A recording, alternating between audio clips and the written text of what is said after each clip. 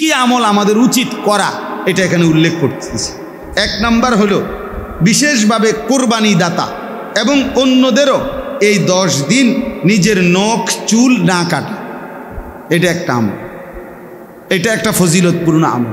অর্থাৎ জিলকদ মাসের শেষেই জিলহজের চাঁদ উঠবার আগেই নখ এবং চুল কেটে ফেলা, আর এই 10 দিন কোরবানি হওয়ার আগ পর্যন্ত নখ চুল বিশেষভাবে যাদের কোরবানি করে, মানে যাদের উপরে কোরবানি ওয়াজিব, তাদের জন্য বেশি জরুরি। আর যারা এমনিতেও কোরবানি হয় না, এমনকি বাচ্চা, তারারও এই 10 দিন নখ এবং চুল না কাটা, এটা রাসূলুল্লাহ সাল্লাল্লাহু আলাইহি সাল্লাম এবং সাহাবায়ে কেরামের আমল ছিল না কাটা। অতএব এইটা একটা আমল যে এই 10 দিন নখ চুল কাটবে না। কথা বুঝছেন কেন? হ্যাঁ, এটা একটা আছে। হযরত আব্দুল্লাহ ইবনে ওমর রাদিয়াল্লাহু তাআলা আনহুমা, বিখ্যাত সাহাবী, উনি দেখছিলেন এক মহিলা তার বাচ্চার চুল কাটতেছে এই 10 দিনের ভিতরে। তো উনি পরিষ্কার বলছে, হে মা, যদি তুমি এটাকে কোরবানির দিন পর্যন্ত বিলম্বিত করতে কত না ভালো হতো, কত না ভালো হতো। অর্থাৎ সাহাবায়ে কেরাম বাচ্চাদের বিষয়েও এই খেয়াল রাখছে, বাচ্চাদেরকেও দিন শেখানো উচিত। সাহাবায়ে কেরাম, হাদিসে আছে, সাহাবায়ে কেরাম মহিলা সাহাবীরা নিজেদের বাচ্চাদেরকেও অনুপযুক্ত বয়সেও রোজা রাখাইবার চেষ্টা করতেন। বলছে যে আমরা কাপড় দিয়া পেঁচাইয়া বাচ্চাদেরকে বিভিন্ন খেলনা বানায় দিতাম, আর যেন ঘুম পাড়ায় দিতাম, অথবা খেলনা ব্যস্ত করে দিতাম, আর এরই ফাঁকে সন্ধ্যা হয়ে যেত, তো তখন তাদেরকে আমরা ইফতার করাইতাম। মুসলমানের এক জামানা ছিল, মুসলমানের নারীর মূল ফিকির ছিল সন্তানের আখলাক, সন্তানের ঈমান, সন্তানের আমল। দুর্ভাগা নারীর এখন মূল ফিকির হলো অনেকাংশের সাজগোজ, গহনা অলংকার, প্রসাধনী, মোবাইল, আর বাহিরে ঘোরা, আর ভ্রমণ, আর বিনোদন। যার কারণে অল্প বয়স্ক ছেলেও আজকে নিয়ন্ত্রণ হারা। অসংখ্য ছেলে পেলেদের চেহারার দিকে তাকাইলে বোঝা যায় মা বাবা, পরিবার, আদর্শ, পারিবারিক কোনো সম্পর্ক তার কারো সাথে নাই। সে নিজের মতো করেই বড় হইতেছে, তার ইচ্ছা মতো তার চুল, তার ইচ্ছা মতো তার জামা, তার ইচ্ছা মতো তার জামা পোশাক, তার হাসি, তার চলাফেরা, তার খানা খাদ্য, আহা, নিজের মতো করে। মুসলমানের ছেলে মাত্র 16 বছর বয়স, চেহারা দেখলে বোঝা যায় না যে তার কোনো বাপ আছে কিনা। না, বুঝাই যায় না। বাপ থাকলে তো তোর চুল এমন হইতো না বেটা, তোর বাপের চুল তেমন না বেটা, তোর বংশের কারো চুল তেমন না বেটা, তুই কার থেকে শুরু করলি এটা? এমন যদি হইতো যেটা আমার আব্বার থেকে শুরু হয়েছে, তাহলে ধর্মের তো কিছু নাই, আল্লাহর সাথে তো সম্পর্কও নাই, রসুলের সাথেও সম্পর্ক নাই, বাপ দাদার সাথেও কি নাই, কিচ্ছুর সাথে কোনো কিচ্ছু নাই, যে নাই, কিচ্ছু নাই, কিচ্ছু নাই। আগে তো কাফের বেঈমানরা কইতো মিয়া যে আমরা বাপ দাদার থেকে, মা আলফাইনা আলাইহি আবাআনা, আমরা আমাকে বাপ দাদার থেকে পাইছি এটা। আর এখনকার অপদার্থ তার বাপ মার লগো তার কোনো মিল নেই। আহা, হাইওয়ান মনে করছে জন্তু জানোয়ারের মতো এই চেহারা। আর ইহুদি, খ্রিস্টান, মুশরিক, মুরতাদ, বেঈমান, ওদের মতো বেটা সাজগোজকে তোরা পছন্দ করলি বেটা। বেওকুফ, আহাম্মক ছাড়ার কিচ্ছু না বেটা, বদনসিব বেটা, বদনসিব বেটা। আত্মসম্মান যদি থাকতো, তো আত্মমর্যাদা সম্পন্ন ব্যক্তি আগে ভাবে আমি কার মতো সাজতেছি, আমি কেন ওনার মতো হব, আমার চুল এমন হবে কেন, এর পিছনে যুক্তি থাকতে হবে, আমার এই পাঞ্জাবি এটা এমন কেন, আমার উস্তাদ, আমি ছোটবেলায় যার কাছে প্রথম পড়ছি, আজকে সারা বাংলাদেশের যিনি হেফাজতে ইসলাম বাংলাদেশের যিনি মহাসচিব, আল্লামা শায়েখ সাজিদুর রহমান, সারা বাংলাদেশের মুরব্বী। আমি ছোটবেলায় ব্রাহ্মণবাড়িয়া দারুল আরকাম মাদ্রাসায় পড়ছি ছোট্টবেলায়। তা আমি হুজুরে দেখছি জুব্বা পরে এই টাকনুর উপর পর্যন্ত। আজকে সেই থেকে 1992 সালে 93 সালে আমি দারুল আরকাম প্রথম ভর্তি হয়েছি, যে সময় মাদ্রাসা শুরু হয়েছে আমগরে দিয়া, সেই সময়ে এই জুব্বা পড়া অভ্যস্ত হয়েছি। আজ 44 বছর বয়সেও একই রকম পাঞ্জাবি পরে। আপনি আমার কোনোদিন দেখছেন ভিন্ন পাঞ্জাবি? তাইলে আমার এটা আদর্শ আছে। আমি কেন দাড়ি রাখছি? আমার রসুল সাল্লাল্লাহু আলাইহি ওয়াসাল্লাম দাড়ি লম্বা করতে বলছে। আমি মুছ ছোট করলাম কেন? তো রাসূলুল্লাহ সাল্লাল্লাহু আলাইহি ওয়াসাল্লাম মুছ ছোট করতে বলছে। মুছ ছোট করতে হবে, বলেন ঠিক আছে? আজকে রাতের ভিতর ঠিক করবে। মুছ ছোট করা রাসূলুল্লাহ সাল্লাল্লাহু আলাইহি ওয়াসাল্লামের আদেশ, এটা কাসসুশ শারিব। এটা আদর্শ থাকে ভাইয়া। আমার এই টুপি, আমি ঢালকানগর হজরত বাংলাদেশের শ্রেষ্ঠ বুজুর্গ আরিফ বিল্লাহ হজরত মাওলানা শাহ আব্দুল মতিন বিন হুসাইন দামাত বারাকাতুহুম, আমি হজরতের সোহবতে 2008 সালে ঘনিষ্ঠভাবে 1 মাস রমজান পুরা ছিলাম। তখন আমি হজরতের এই টুপি হজরত মাথায় দেয়। ওই সময় আমি এই টুপিতে আগে গোল টুপি পরতাম, এরপর হজরত থেকে এটা পছন্দ হয়েছে, তো এই টুপি পরি। তাহলে চলার একটা আদর্শ আছে, চলার পথের একটা আদর্শ আছে ভাইয়া। আমার জীবনের একটা হিসাব মিলাই আমি তোমারে বললাম, তুমি বলো তোমারটা। তুমি বলো মিয়া, তোমার ধর্মের সাথে তোমার সম্পর্ক কি? আল্লাহর সাথে সম্পর্ক কোথায়? রাসূলুল্লাহ সাল্লাল্লাহু আলাইহি সাল্লামের সাথে সম্পর্ক কোথায়? মা বাবার সাথে, বংশের সাথে সম্পর্ক কই? এভাবে বুঝি মানুষ নিজের চেহারা, সুরতে, চলনে, বলনে এভাবে প্রত্যাখ্যান করে। বেঈমান আমাদেরকে জীবনে কোনোদিন মূল্যায়ন করে নাই। আমরা কেন বেঈমানের মতো সাজব? ইসরায়েলের ওই কুত্তারা আমাদেরকে কোনোদিন সম্মান দেয় নাই। তোরা কেন বেটা কুত্তার মতো সাজবি কেন? ইসরায়েলের ওই বেঈমান ইহুদি, তাদের চুলের কাটিং বেটা, এটা বেটা খবর নে বেটা, খবর নে বেটা। কোনো রেসলিং খেলোয়াড়, কোনো ফুটবল খেলোয়াড়, কোনো ক্রিকেট খেলোয়াড় চরিত্রের হেফাজত নাই। বাচ্চা হয় আগে বিয়া করে পরে। আরে বিয়া মেসি হেতে আগে বাচ্চা হয়েছে 2টা, এরপরে বেডিরে বিয়ে করছে। খবর লো বেটা, তার 2 মেয়ে হয়েছে, আর এরপরে 2 মেয়ে লইয়া মাইয়ের মা ওই বেডিরে বিয়ে করছে বলে। ও মা, আগে বাচ্চা হয়েছে 2টা, এরপরে বিয়ে করছে। হে হয়ে যায় মডেল, সেই স্টার। হ্যাঁ, এই স্টার। চরিত্রহীন আবার স্টার কিভাবে হয় বেটা? এত বড় লম্পট।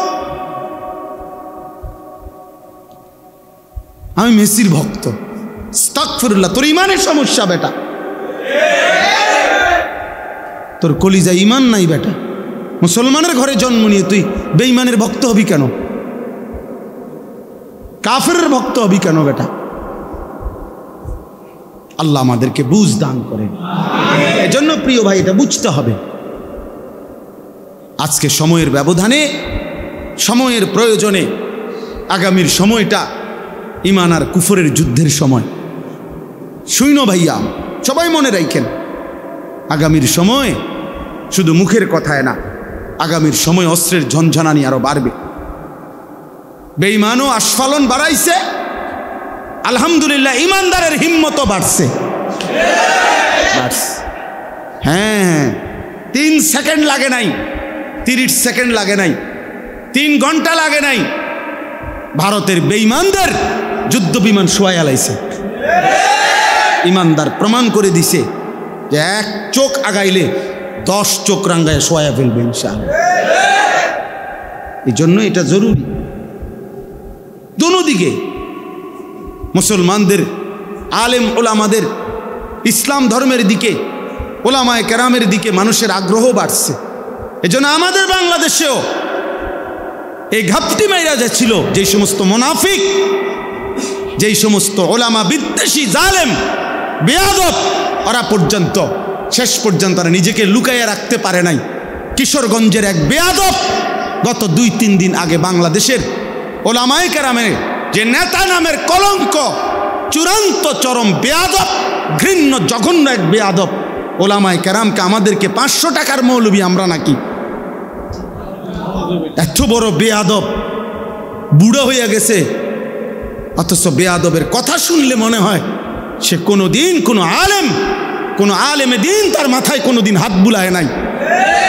সে বলছে যে আমাদের দেশের মা বোনদেরকে আবেদন করছে, তোমরা হুজুরদের বাচ্চা পেটে নিও না। কত বড় জানোয়ার! তোর বাপ মার বিয়ে যদি কোনো আলেমে দিন না পড়াইতো তো তুই তোর মার গর্বে কেমনে আসতি বেটা? তুই তোর মার গর্বে আসতি কেমনে? তোর বাপ মার বিয়ে তোর কোন আব্বাই পড়াইছে? কোনো না কোনো আলেমে দিনই তো পড়াইছে। তুই এত বড় কথা বললি কেমনে? খবিস মানে আখবাস খবিস। সে খবিস বলে যে কোনো মা বোন যেন কোনো আলেমকে পেটে না ধরে, কোনো আলেমের বাচ্চা যেন পেটে না ধরে। সে আবেদন করছে বাংলাদেশ। আফসোসের ব্যাপার। সে প্রমাণ করুক, ওই প্রমাণ করুক যে তার মা বাবার বিয়া কে পড়াইলো। তোর মা বাবার বিয়া কে পড়াইলো? রাস্তার কেউ পড়াইছে বেটা? কোনো না কোনো মসজিদের ইমাম সাহেব, কোনো না কোনো আলেমে দিনই তো পড়াইছে। তো ওই আলেমে দিন বিবাহ পড়ানোর কারণেই তো তোর মা বাবার বিবাহ সম্বন্ধ সম্পর্ক বৈধ হইছে। তার বরকতে না তুই হইলি। হে অনমোলা চেনে না, হে মৌলানা চেনে না। এজন্য ভাইয়া এটা জরুরি বিষয়। আগামীর সময়ে ইনশাআল্লাহ ঈমান আর কুফরেরই মোকাবেলা হবে এবং শেষ পর্যন্ত মোমেন জিতবে ইনশাআল্লাহ। ইসলাম জিতবে, দিন জিতবে ইনশাআল্লাহ। এই জন্য কিশোর নওজোয়ান বাবা সবাই মিলে আল্লাহর দিকে ফেরো, আল্লাহর দিকে। নিজেরে বরবাদ করো না, চরিত্রহীনদের খপ্পরে পড়ো না ভাইয়া, বেঈমানের মতো নিজেরে সাজাইও না। হাসরের ময়দানে এই অবস্থায় মৃত্যু হইলে হাসরের ময়দানে কেমনে দাঁড়াইবা? পাঞ্জাবি পরা, হ্যাঁ? তুমি মরে গেছো এমনি আর উঠবা পাঞ্জাবি পরা? হ্যাঁ, তুমি মরে গেছো দাড়ি ছাড়া, উঠবা একবারে দাড়িওয়ালা, হ্যাঁ? দি কথা তা তাইলে আপনি বুঝেন না? সারা রাত উলঙ্গ ছবি দেখে শরীর না পাক করে যদি তুই বেটা আর রাত্রে যদি ভোর না হয়, কোনো অদৃশ্য বোমার আঘাতে যদি তুই উড়ে যাস, তা হাসরের ময়দানে কেমনে দাঁড়াইবা? তাহাজ্জুদের সেজদায়। আল্লাহ বুঝার তৌফিক দান করে। এটা আমাদের জন্য জরুরি। এই জন্য আমরা ইনশাআল্লাহ জিলহজ মাসের এই সময়টুকু সহ আমাদের জিন্দিগি আমরা আল্লাহর হুকুমের উপরে আনবো ইনশাআল্লাহ। বাকিটা শুধু পড়ে শুনাই। 2 নাম্বার, রাত্রগুলোতে বেশি বেশি জিকির তসবিহ পাঠ করা। 3 নাম্বার, প্রথম 9 দিন রোজা রাখা টানা। জিলহজের প্রথম দিন থেকে কোরবানির আগের দিন পর্যন্ত 9 দিন রোজা রাখার চেষ্টা করা। প্রত্যেকটা রোজাতে এক বছরের নফল রোজার সওয়াব মিলবে। 4 নাম্বার, আরাফার দিন অর্থাৎ কোরবানির আগের দিন 9 জিলহজ রোজা রাখা। এটা বিশেষ, অর্থাৎ কোরবানির আগের দিন বিশেষভাবে ওই দিন রোজা রাখার সর্বোচ্চ চেষ্টা করা। নবীজি সাল্লাল্লাহু আলাইহি সাল্লাম বলছেন, ওই দিনকার রোজায় আমি আল্লাহর কাছে আশাবাদী, আইয়ুকাফিরাস সানাতাল্লাতী ক্বাবলাহু ওয়াস সানাতাল্লাতী বা'দাহু। আল্লাহ তাআলা পিছনের এবং সামনের, এই সামনে এবং পিছনের 2 বছরের গুনাহ মাফ করে দিবেন। এজন্য তোমরা রাখো রোজা। যুবক ছেলে তোমরা রোজাই রাখো।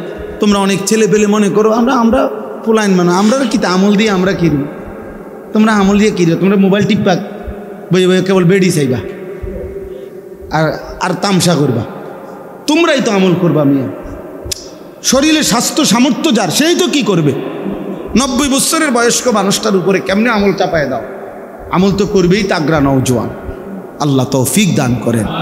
রোজায় খুব উপকার, রোজায় খুব উপকার ভাইয়া।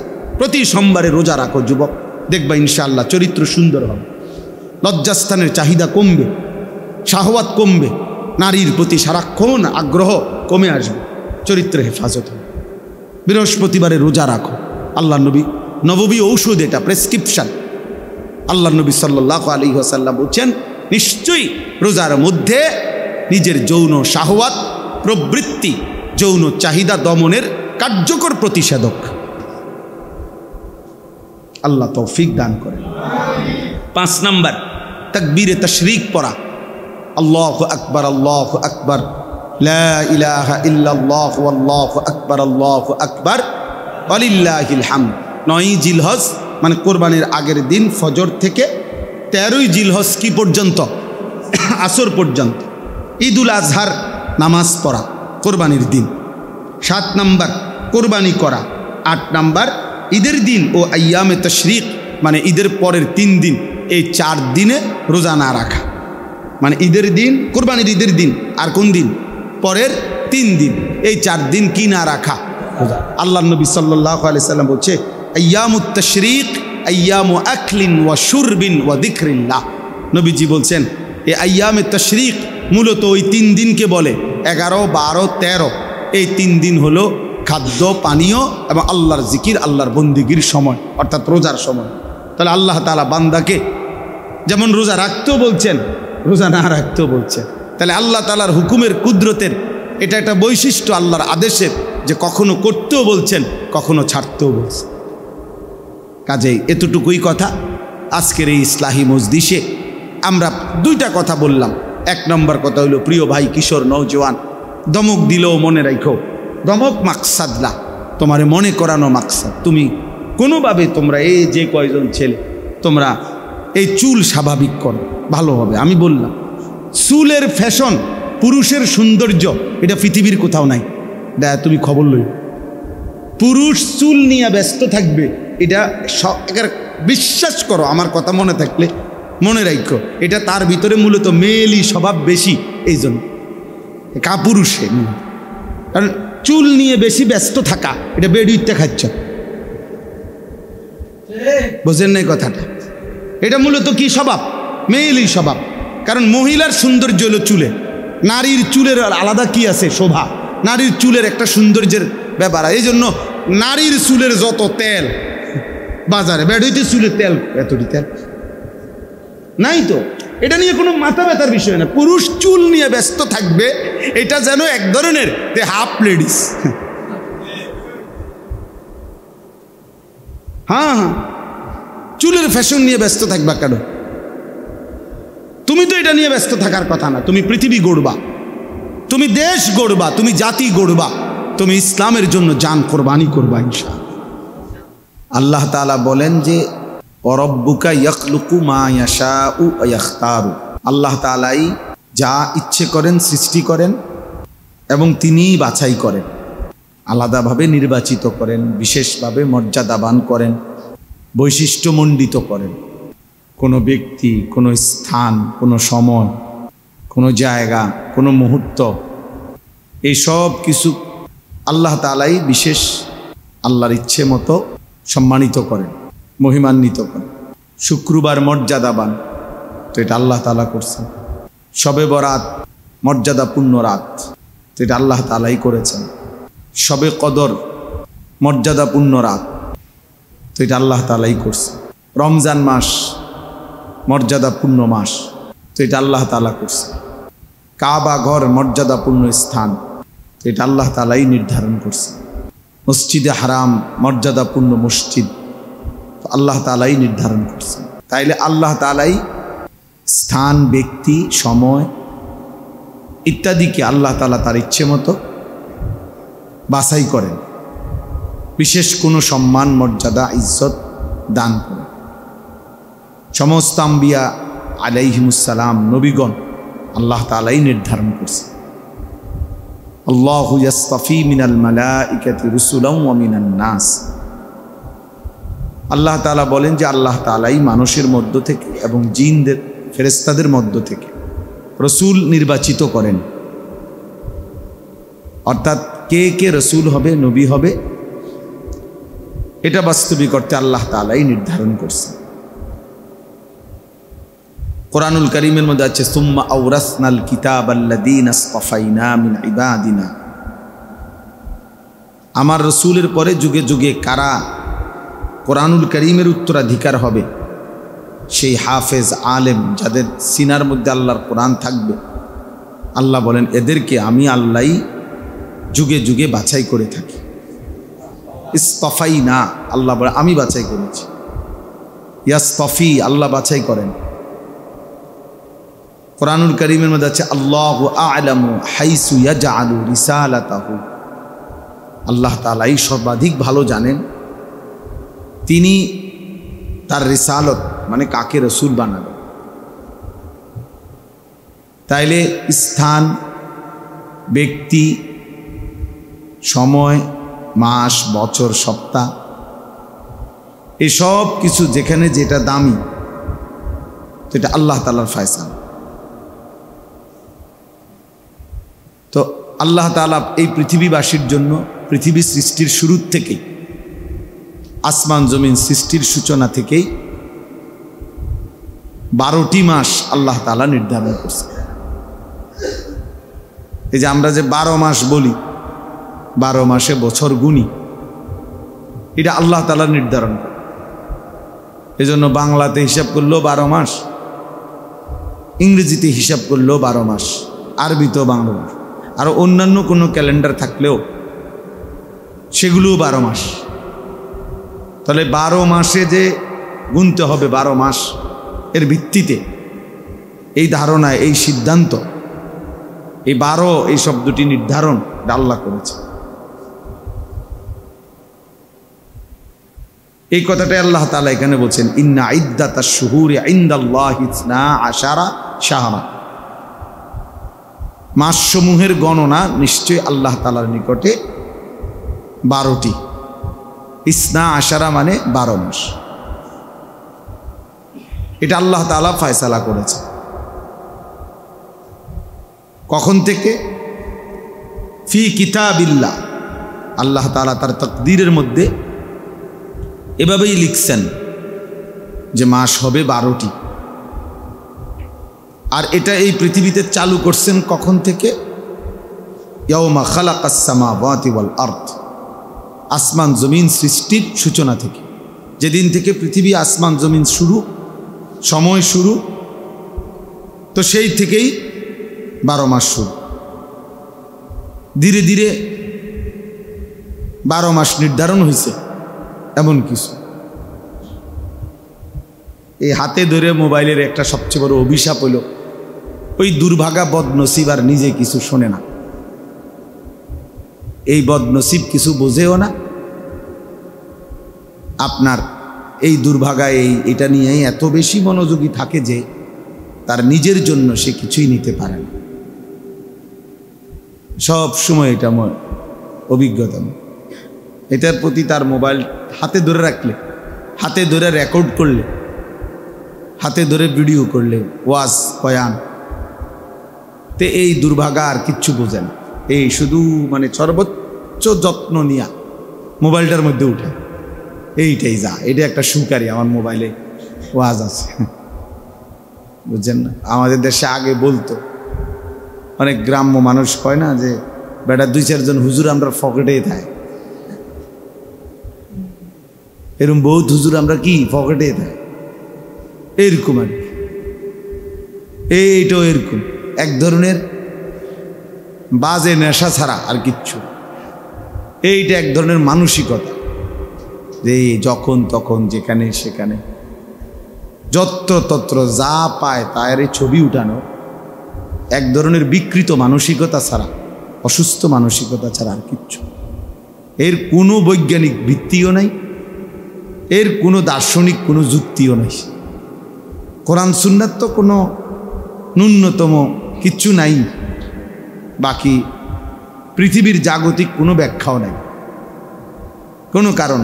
এই এমনি নিজের চুল, নিজের শরীর, নিজের দেহ, বাহিরের মানুষের যখন যেটা ভালো মন্দ, হাসি কান্না, পাগল সুস্থ অসুস্থ, গরু ছাগল যেটা পায়, কিছু বিকৃত মানুষের মানসিকতা হলো সারাক্ষণ শুধু ছবি উঠো, ছবি উঠো। এটা এক ধরনের একদম অসুস্থ মানুষ। একজন মোমেন, কমপক্ষে একজন ফিকিরমান মানুষ, সে এত ফালতু কাজে সময় নষ্ট করে না। একেবারে দুনিয়াবি ফিকিরও যাবে, অর্থাৎ যাদের এতটুকু চিন্তা আছে যে আমার দুনিয়া আরও সাজানো দরকার, আরও টাকা, আরও সম্পদ, আরও প্রাচুর্য, আরও বাড়ি, আরও বড় ব্যাংক, আরও ব্যালেন্স, আরও মিল, আরও ফ্যাক্টরি করা দরকার, মানে দুনিয়াবি সমৃদ্ধিও যারা চায় তারাও এত বেশি ব্যবহার করে না এই মোবাইল। তারা বড় মোবাইল ব্যবহার আছে তাদের, কিন্তু সেটা তাদের নির্দিষ্ট প্রয়োজন ছাড়া, প্রয়োজনের কাজে ব্যবহার ছাড়া আমাদের ছেলে পেলে যেই অপ্রয়োজনীয় ফালতু মানুষের মতো সারা দিন রাত এটা নিয়ে ব্যস্ত আছে, এত পাগল ইউরোপিয়ানরাও। বাস্তব সত্য, ইউরোপিয়ান যারা কাফের মুশরিক ইয়াহুদি খ্রিস্টান, এই বেঈমানরাও এত মাতাল না, এরাও এত বেওকুফ না, ওরা আরো অনেক বেশি কাজের প্রতি দায়িত্বশীল। হ্যাঁ, হোক তাদের এটা দুনিয়া, তারা দুনিয়া বুঝছে তো দুনিয়ায় খুব মন দিয়া করতেছে। এটা খুব জরুরি বিষয়। এই জন্য প্রিয় ভাই, এটা খুব বোঝা উচিত। দিন রাত মেহনত করা যায়, পরিশ্রম করা যায়। হয় দুনিয়া আসবে, নয় আখিরাত আসবে। হয়তো দুনিয়ার কোনো লাভ হবে, আর নয়তো আখিরাতের কোনো কি হবে, লাভ হবে। একটা কিছুতে থাকতে হবে, কোনো কিছু নাই মা লা ফাইদাতা ফিদ দুনিয়া ওয়াল আখিরা। যে কাজের কোনো দুনিয়াতেও ফায়দা নাই, আখিরাতেও ফায়দা নাই, এটা লাগব, এটা অনর্থক কথা, অনর্থক কাজ। একটা মানুষের পাঞ্জাবি সিলাইয়া গাও দিছে, সে গায়ে দিয়া ফেলছে, অলরেডি সেলাই করা।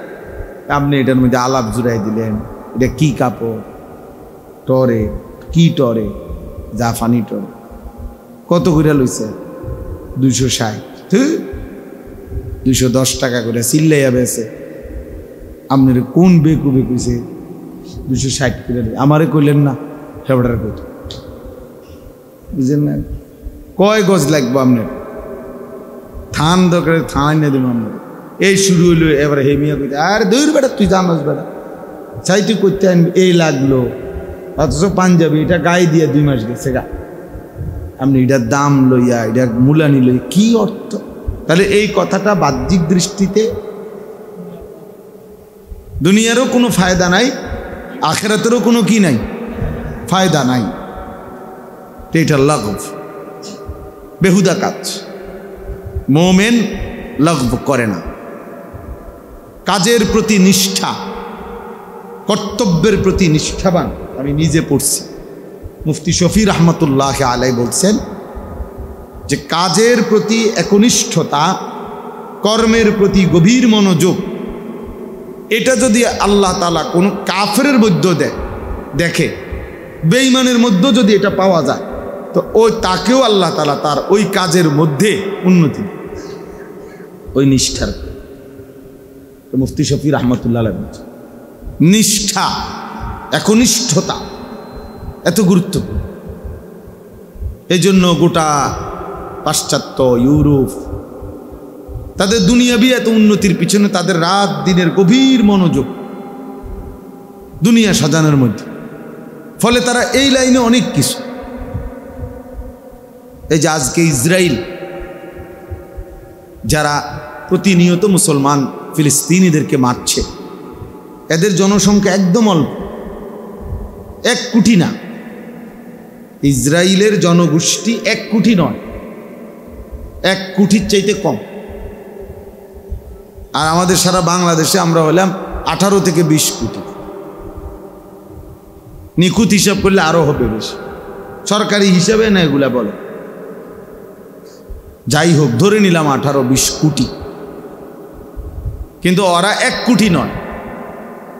কিন্তু ইসরায়েলের যে মূল শহর তেল আবিব, এই ইহুদিদের রাজধানী, ওইটা একবারে যেই কোনো কেউ জানে, এটা একটা ঐতিহাসিক তথ্য যে এই তেল আবিব এটা এমন এক শহর বলা হয় এটাকে, যেই শহরে কখনো রাত হয় না। এটা যে কোনো খবরে আপনার দেখলো, আপনি এটা সার্চ করলেও পাইবেন। এটার বৈশিষ্ট্য কি? ইসরায়েলের এই প্রধান নগরী তেল আবিবের বৈশিষ্ট্য হলো এটা এমন এক শহর যেই শহরে কখনো রাত হয় না। মানে কি? মানে এনে সূর্য ডুবে না, তো তাহলে রাত হয় না মানে কি? অর্থ হইল এটা এমন একটি শহর যেই শহরে কখনোই এমন কোনো টাইম নাই যে টাইমে পুরা শহরের সমস্ত কর্মস্থল, অফিস আদালত, কাজ কর্ম সব একসাথে এই মুহূর্তে বন্ধ।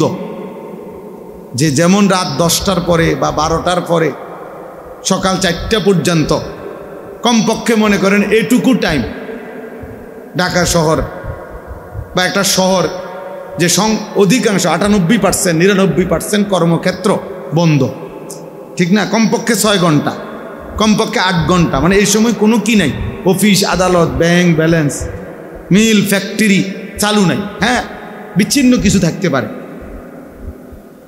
তাহলে এই হিসাবে মানে এটা বোঝা যায় এখন রাত, এই কারণে এটা বন্ধ।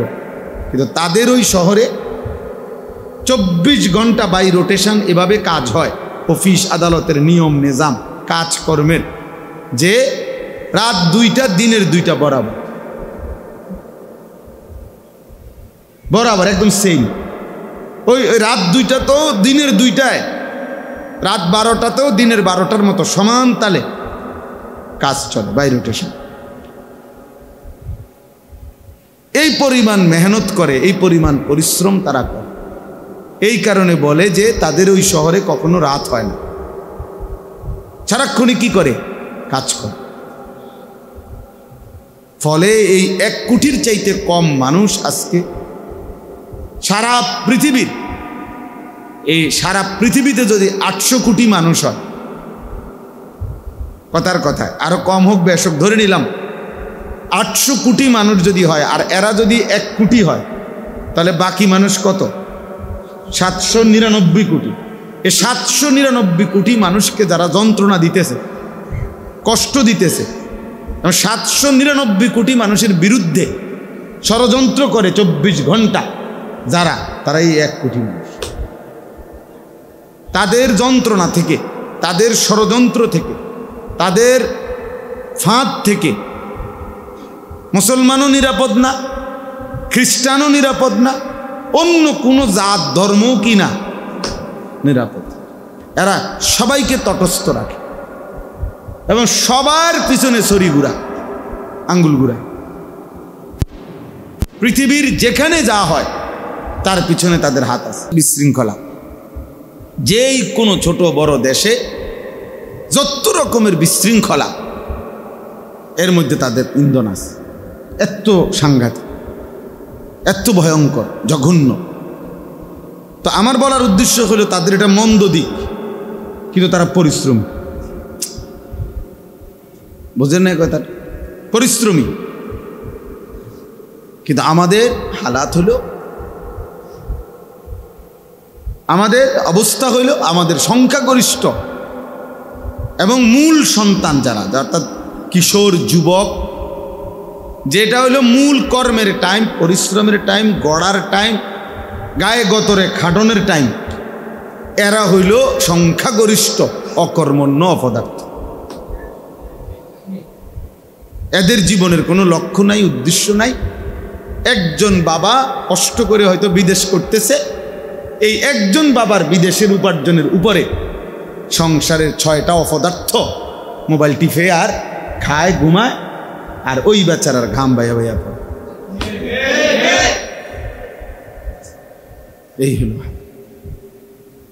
যার ফলে আফসুস ছাড়া, নাহলে আমাদের যথেষ্ট পরিমাণ জনশক্তি আছে, আমাদের কিশোর আছে, আমাদের যুবক আছে, মেধা আছে, বুদ্ধি আছে, শরীরের সক্ষমতা আছে, সব আছে, কিন্তু আমরা পিছিয়ে পড়ি কেন? পিছানো কেন? আমরা আগাইতে পারি না কেন? কারণ আমাদের কর্মের উদ্দীপনা কম, মেহনতের জজবা কম, পরিশ্রমের মানসিকতা কম, অলসতা, অবহেলা, অকর্মণ্যতা, গাফলত, খামখেয়ালি, শাহওয়াত, লজ্জাস্থানের শাহওয়াতের সামনে, যৌন শাহওয়াতের সামনে আমাদের সারাক্ষণ ব্যস্ততা। আমাদের মূল অংশ, যে আমার কাছে একটা কিতাব আছে, লিশাবাবি ফাকাত, শুধুই যুবকদের জন্য, একটা আরবি বই। তো এখানে লেখা আছে যে যুবক শুনো, তোমার বয়স হইল, তোমার হায়াত হইল বাইনা দুফাইন। আল্লাহ তাআলা কোরআনুল কারীমের মধ্যে বলছে যুবকের বয়সটা হইল 2 দুর্বলতার মাঝের সময়। অর্থাৎ যুবক তুমি, তোমার বয়সটার 2 পাশেই দুর্বলতা। এক পাশ হলো শিশুকাল, সেটাও দুর্বলতার সময়, আরেক পাশে হলো বৃদ্ধকাল, ওইটাও দুর্বলতার সময়। মাঝখানের সক্ষমতার সময়টাই হলো তোমারটা। কাজে কাজ করা, মেহনত করা, পরিশ্রম করা, এই সময়টাই হলো তোমার, এই দায়িত্বটাই তোমার। গড়া, সাজানো পৃথিবীকে, দিনকে, ধর্মকে, এটা তোমারই দায়িত্ব। কোরআনুল কারীমের মধ্যে আছে আল্লাহুল্লাযী খালাকাকুম মিন দুফিন, সূরা রোমের মধ্যে আছে আল্লাহ তোমাদেরকে সৃষ্টি করেছেন দুর্বলতা, মানে দুর্বল অবস্থায়। দুফ এই প্রথম, মানে শিশুকাল। সুম্মা জাআলা মিন বা'দি দুফিন কুওয়াতান, অতঃপর আল্লাহ তাআলা তোমাদের সেই দুর্বলতার উপরে দিয়েছেন কুওয়াতান, শক্তি। ভাই আমার একটা অনুরোধ হলো, ছাত্র নিলে একবারে নেন, একটু পর একজন একজন করে উঠাইয়েন না। আপনার ছাত্র ওস্তাদের সদবদর তো ভালো লাগতেছে না।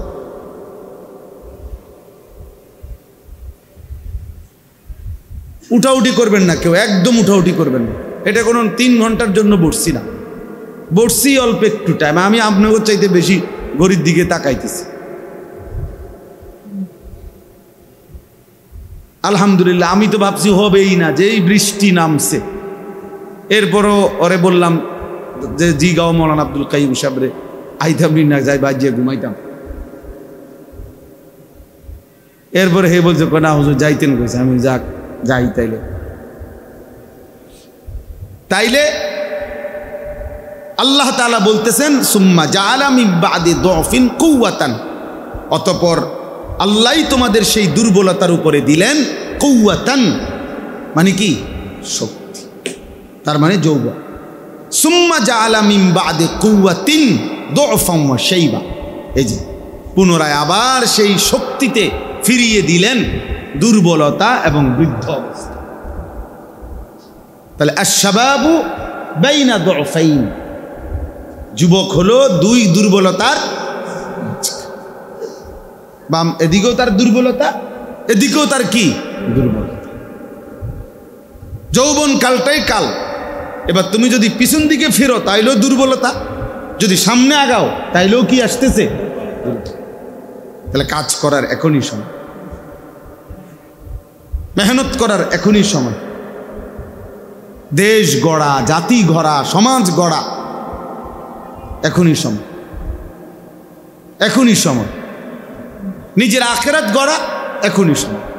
আল্লাহ নবী সাল্লাল্লাহু আলাইহি ওয়াসাল্লাম বলছেন শাবুন নাশাআ ফি ইবাদাতিল্লাহ, যে যুবক তার যৌবনকাল আল্লাহর ইবাদতে কাটাইছে, বেড়ে উঠছে, ইবাদতের মাধ্যমে যে তার যৌবনটা বেড়ে উঠছে, আল্লাহ তাআলা তাকে আল্লাহর আরশের নিচে ছায়া দান করবে। আরশের নিচে ছায়া দান করবে। এজন্য প্রিয় ছেলেরা বুঝতে শিখো, একজনই বুঝো, একজনই ভালো হও, একজনই ভাবো, একজনই নিজের জন্য, দেশের জন্য, ইসলামের জন্য, দ্বীনের জন্য কিছু করো। যে হোক আমি একজন। আমাদের প্রিয় ভাই বর্তমান সময়ে উদীয়মান, আলহামদুলিল্লাহ অনেক সুন্দর বয়ান করে, আমগো পছন্দের আমার শায়েখ আরিফ বিল্লাহ হাকিমুন নফস আল্লামা মুফতি মুশতাকুন নবী কাসিমি, আমার শায়েখেরও পছন্দের হযরত মাওলানা মুফতি ইউসুফ বিন ইকবাল, এই মাওলানা আমার এই বই দিছে, এই বই 2-3 দিন আগে আরো একটা বই দিছে, আরো সুন্দর, শাবাবুন লা ইয়ানসাহুমুত তারিখ, আরবি বই। ওই যুবকরা 1450 বছর ইসলামের ইতিহাসে, ওই যুবকগণ ইতিহাস যাদেরকে কখনোই ভোলে নাই। কি বই? শাবাবুন লা ইয়ানসাহুমুত তারিখ। সেই যুবকগণ মানে সাহাবীদের থেকে নিয়ে ধারাবাহিকভাবে অনেক নওজোয়ান, ওনাদের জীবনী, যাদেরকে ইতিহাস কখনোই কি করে নাই, বলে নাই। অর্থাৎ তারা তাদের যৌবনকালে এমন অমর কীর্তি, এমন অমর হিম্মতের বিষয় পৃথিবীতে উপস্থাপন করেছেন যে পৃথিবীবাসী যুগ যুগ ধরে, 1000 বছর ধরে তাদেরকে মনে রাখছে, স্মরণ করে। আল্লাহ তাআলা আমাদের এই প্রিয় মাওলানাকেও উত্তম বদলা দান করে। তো আমি বলতেছিলাম যে আমার কথার প্রসঙ্গ ছিল ওই মোবাইলের এটা দেখা বিরক্ত লাগছে, দেখা বলছে ফাগরি মাথার দৈন্য ছাত্র মাশাআল্লাহ দাঁড়াইয়া মোবাইলের এমনভাবে চাইতেছে, এটারে মানে বাড়াইতেছে কমাইতেছে, খুব মনোযোগ। আমার মনে হয় না পড়া এত মনোযোগ দিয়া পড়ে। এটা পাইয়া যে সে কি খুশি হয়েছে, যিনি তার হাতে এটা দিছেন উনি তার সবচেয়ে বড় এহসান করছে, এবং কে দিছে আমি তাও দেখছি। অনেক বড় কল্যাণ করছে ওই ছাত্রের, যে তাকে সবার সামনে বুঝাইছে যে তুমি কি সুন্দর মোবাইল করতে উঠাইতে পারো। আল্লাহ দুইজনকেই বুঝলাম। তো আমি আপনাদের কাছে এটা বলতে চাই, আল্লাহ তাআলা বলছেন রব্বুকা ইয়াখলুকু মা ইয়াশাউ ওয়া ইয়াখতার। এটার আলোকে বলতেছিলাম যে আল্লাহ তাআলা এই আয়াতের মধ্যে বলছেন, যে আয়াত আমি পড়ছি, ইন্না ইদ্দাতাশ শুহুরি ইনদাল্লাহি 12 শাহরান, নিশ্চয়ই আল্লাহর নিকট মাসসমূহের গণনা 12। কত? তাহলে এই 12 মাস পৃথিবীতে যে 12 মাসে বছর হবে, 12 মাসের হিসাব চলবে, এটা কে নির্ধারণ করে দিয়েছেন? সময় আল্লাহ ঠিক করে দিয়েছে। সময় আল্লাহ, সময় কার? এই জন্য বাবা এটা বুঝাও, এই এক কথা জীবনের জন্য যথেষ্ট, যে আমার হায়াত, আমার জীবন মানে আমার সময়, আমার সময় মানে আমার জীবন, জীবন মানেই সময়, সময় মানেই জীবন। জীবনের কদর করা মানে সময়ের কদর করা, সময়ের কদর করা মানে হায়াতের জীবনের কদর। যেমন আমরা দুনিয়াতে দেখি অহরহ বয়স্ক মানুষ অসুস্থ হয়ে যায়, দুর্বল হয়ে যায়, তো তখন ওই মানুষটাই বলে দোয়া করো আমার আর সময় নেই, আমার আর কি নাই, এ মানে হায়াত নেই। এই তো বুঝাইতে চায় আমার আর সময় নাই মানে কি, আমার আর হায়াত, আমার আর বেশি দিন বাঁচতাম না। একেবারে মারাত্মক অ্যাক্সিডেন্ট অথবা মারাত্মক কোনো অসুস্থ ব্যক্তি এটা বলে দোয়া করো আমার আর কি নাই, সময় নেই, আমি আর বেশিক্ষণ বাঁচবো, আমার আর হায়াত নেই। তাহলে জীবন মানে সময়, সময় মানেই জীবন। এজন্য হায়াতের কদর করা, সময়ের কদর করা, সময়কে বুঝা, সময়ের কদর উপলব্ধি করা অনেক বড় নিয়ামত, অনেক বড় নিয়ামত, অনেক বড় নিয়ামত। ইমাম শাফি রহমতুল্লাহ আলাইহি বলছেন, আমি সারা জিন্দেগি বুজুর্গদের কাছ থেকে যা অর্জন করছি, সেই অর্জনের মধ্যে শ্রেষ্ঠ যে কথা আমি শিখছি, একজন বড় ইমাম মুজতাহিদ তিনি বলছেন, আমি আমার সারা জিন্দেগি এলেম শিখতে গিয়ে আল্লাহওয়ালাদের কাছ থেকে যা শিখছি, তার মধ্যে সবচেয়ে বড় যে কথাটা শিখছি সেটা হলো আল ওয়াক্তু সাইফুন, সময় হলো তরবারির মতো, ইনলাম তাকতাহু কাতাআকা, তুমি যদি সময়কে না কাটো সময় তোমাকে কেটে ফেলবে। অর্থ হইল তুমি যদি তোমার সময়কে না ভাগ করো কাজের জন্য, নিজের জিন্দিগির জন্য, তাহলে সময় তোমারে কাটতে কাটতে পার হয়ে যাবে। আমাকে হিসাব করতে হবে, আমি 20 মিনিটে খানা খাইতে হইব, আমার টার্গেট আমি 3 ঘন্টা বিশ্রাম করবো, তো ঠিক 3 ঘন্টার ব্যবধানে আমার উঠতে হইব। এর জন্য আমার মোবাইলে যত রকমের অ্যালার্ম দিতে হয় আমার দিতে হইব। আমার ফজরের নামাজের জামাত 4:45, তাহলে কাজে 4:30 আমারে কি করতে হইব? উঠতে হইব। এটা আমার হিসাব করতে হইব। কাজে আমার ঘুম সাফ হোক বা না সাফ হোক, টাইম কম থাকুক বা না থাকুক, আমাকে উঠতে হবে। আমি কালকে রাত্রে 3টায় ঘুমাইছি বরাবর, তো আমি আবার ফজরের নামাজের জামাত ধরছি 45-এর জামাত, তাইলে ঠিক আমার এটা হিসাব। আমার আপনার 3টা অ্যালার্ম বাজে, ওই যে আমি যে বেশি দেরিতে ঘুমাই, আমার এই ছোটো মোবাইল এইটাতে অ্যালার্ম বাজে, আমার বিবির মোবাইলটার মধ্যে অ্যালার্ম বাজে, আবার একটা এমনি গড়িওয়ালা খুব আওয়াজ, ভয়ঙ্কর আওয়াজ, ওইটাতে অ্যালার্ম বাজে, সব দিবা যাইয়া এরপরে উঠি। কারণ যখন ঘুমাই তখন আর থাকে 1 ঘন্টা বাকি, কখনো 50 মিনিট সময় ঘুমাই, আবার এতক্ষণ বইও থাকতে পারি না। মানে এই 1টা ঘন্টা যে বসে থাকুম শরীরের পক্ষে আর এত সারা রাত সারাদিন মেহনত করে গিয়া আর কুলাইতে পারি না।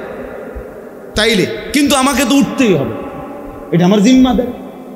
তাইলে ইমাম শাফি রহমতুল্লাহ আলাইহি বলেন, তুমি যদি সময়কে না কাটো, মানে ভাগ না করো তোমার জিন্দিগির জন্য, তাহলে সে তোমাকে কাটতে কাটতে তোমার উপর দিয়ে কি হয়ে যাবে।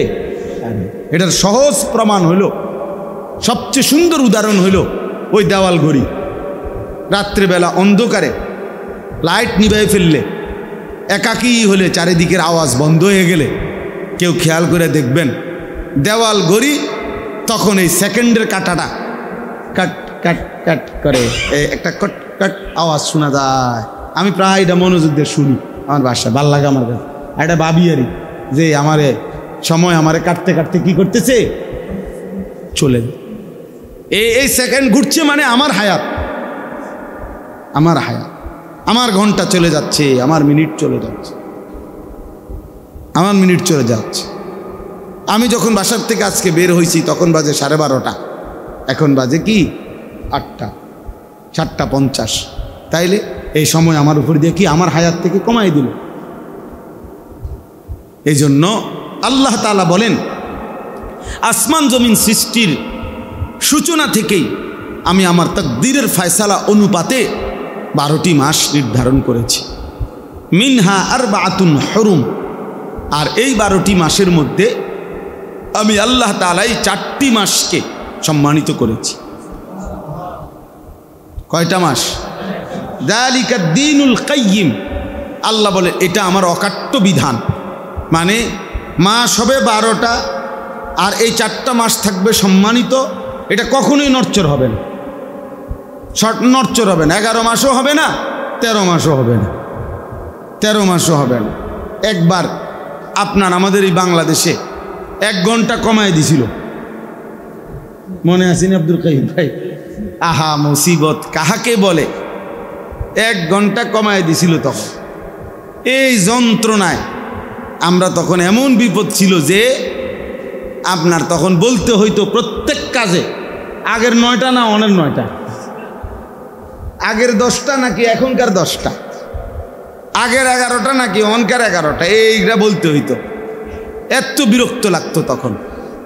তো আল্লাহ তাআলা বলেন যালিকা দ্বীনুল কাইয়্যিম, এটা আমার অকাট্য বিধান যে এটা নড়চড় হবে না।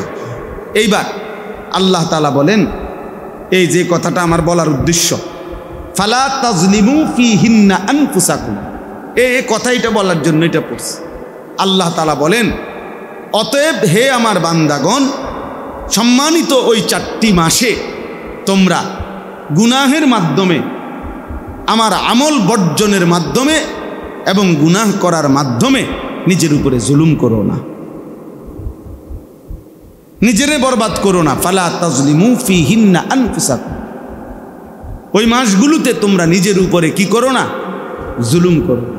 মানে জুলুম কিভাবে করবে?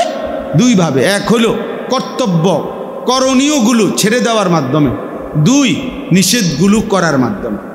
নিষেধগুলো যা আমার, তা যদি করো এটাও যেমন নিজের উপরে জুলুম করলা, আমার আদেশগুলো যা করো নাই তো এটাও নিজের উপরে কি করলা, জুলুম, জুলুম করো। ফালা তাজলিমু ফিহিন্না আনফুসাকুম,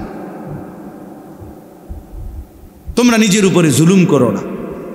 তাইলে এই 12টি মাস যেটা মুহররম থেকে শুরু হয়েছে, জিলহজ মাসে আইসা শেষ হয়, এই 12টি মাস আল্লাহ তাআলার পক্ষ থেকে নির্ধারণ করা। আর ওই 4টা মাস সম্মানিত মাস। তো সেই 4টা মাস কোন 4টা মাস? এটা নবীজি সাল্লাল্লাহু আলাইহি ওয়াসাল্লাম স্পষ্টভাবে হাদিসের মধ্যে তিনি বলে দিয়েছেন। নবী সাল্লাল্লাহু আলাইহি ওয়াসাল্লাম বলছে, সালাসুন মুতাওয়ালিয়াত, 3টি মাস হচ্ছে ধারাবাহিকভাবে। নবীজি সাল্লাল্লাহু আলাইহি ওয়াসাল্লাম বলছেন, 1 নম্বর হলো যুলকাদা, যুলহজ্জা ওয়াল মুহররম, এই সিরিয়ালে। এই এখন জিলকদ মাস শেষ হওয়ার পথে। ওই যে বললেন কত আরিফ, কত কইলা? 22। আজকে 22 জিলকদ। এরপরে যে মাস আসতেছে জিলহজ, এরপরের মাস হলো মুহররম। এই 3টা মাস সম্মানিত। আর আলাদা ওয়া রজব, রজব মাস, যেটা রমজানের আগে 2 মাস, অর্থাৎ রমজানের আগের মাসের নাম শাবান, তার আগের মাসের নাম রজব মাস। তাহলে এই 4টি মাস হলো আল্লাহ তাআলা নবীজি সাল্লাল্লাহু আলাইহি সাল্লাম ব্যাখ্যা করে দিয়েছেন যে এটা সম্মানিত মাস।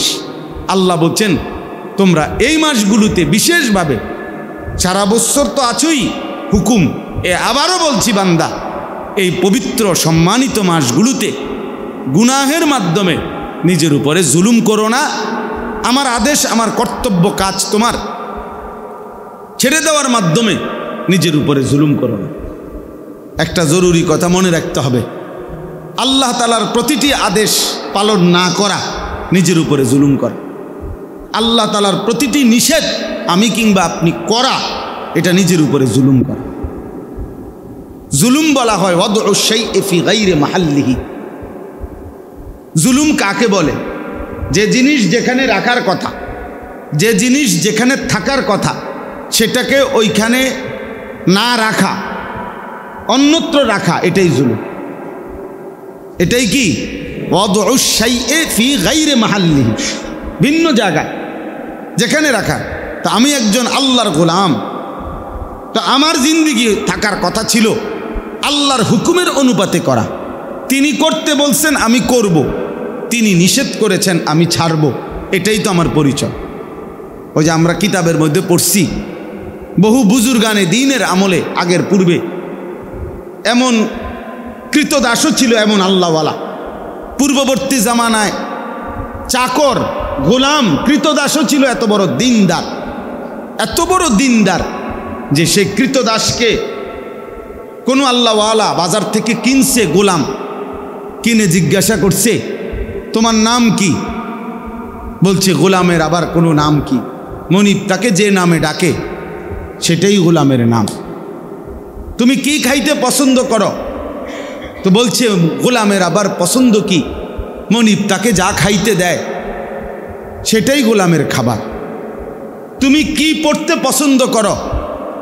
বলছে না, গোলামের আবার ব্যক্তিগত পোশাক কি, পছন্দ কি?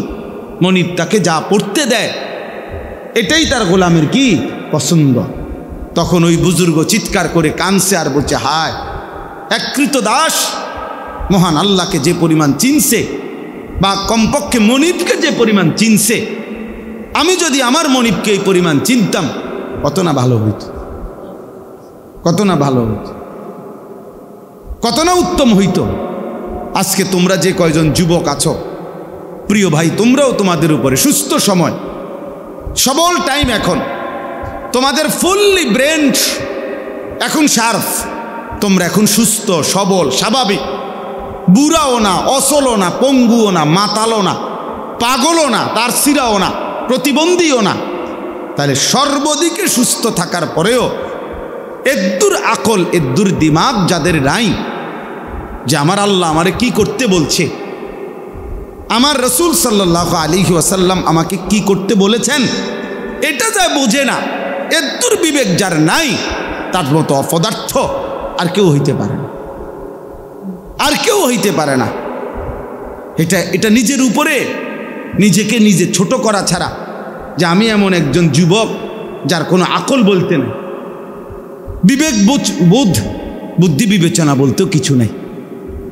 নাই তো আমি তো এখন এই মুহূর্তে তো দুর্বল না। আজকে যদি 90 বছরের বুড়া মানুষ হইতো, যে ডাইন দিকে যাইতে গিয়ে বাম দিকে জায়গা, সামনে গেলে ফিচ্চায় ফিরে যায়, শরীর চলে না, জান চলে না, তাইলে একটা ভিন্ন কথা ছিল।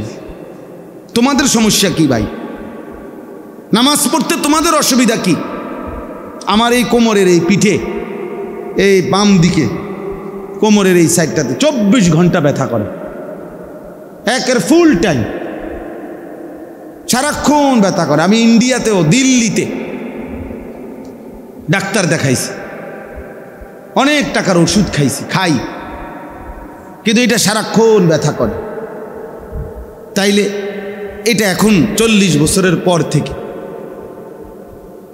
যেদিন থেকে আমার 41 বছর শুরু হয়েছে, ওই সময় থেকে আমার কোমর ব্যথা শুরু হয়েছে।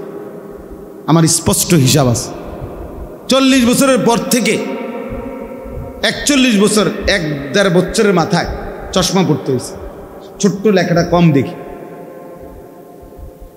কিন্তু এর আগে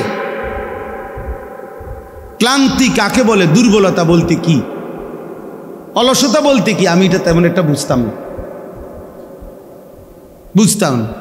আমার তো, আমি কত সময় বলছি যে আমি টানা 4.5 ঘন্টা 4 ঘন্টা এক টানা বয়ান করে গেছি এবং এক শব্দ আসতে বলি নাই। আমাদের আল্লামা মামুনুল হক দামাত বারাকাতুহুম, যিনি বাঘের গর্জন দেয়, উনি যেমন সব কথাই দেখেন না জোরে বলে, আল্লাহ তাআলার ইচ্ছা দয়া, এটা মালিকের ইচ্ছা ছাড়া সম্ভব না, আল্লাহর ফজল ছাড়া সম্ভব না। তাহলে একটা সময় আমরা এটা ভাবছি, এরকম 4 ঘন্টা 2.5 ঘন্টা পায়ে হাইটা মাহফিলে আসছি, 2.5 ঘন্টা পায়ে হাইটা ফিরে গেছি, 4 ঘন্টা 3.5 ঘন্টা 3 ঘন্টা ওয়াজ করছি। আস্তা এরকম 1 লিটারওয়ালা 7 আপ কোকের বোতল, এগুলো আগে ঠান্ডা ফ্রিজ থেকে নামাইয়া খাইয়ে ফেলতাম পুরাটা। তা ক্লান্তি কাকে বলে এটা বুঝতাম না তখন, কিন্তু এখন সারাক্ষণই ক্লান্তি লাগে, কষ্ট হয়, জিরাইতে হয়। তাহলে এখন ওর বয়সের এই হালাত, কিন্তু নওজোয়ানের সমস্যাটা কি? নওজোয়ানের সমস্যাটা কি?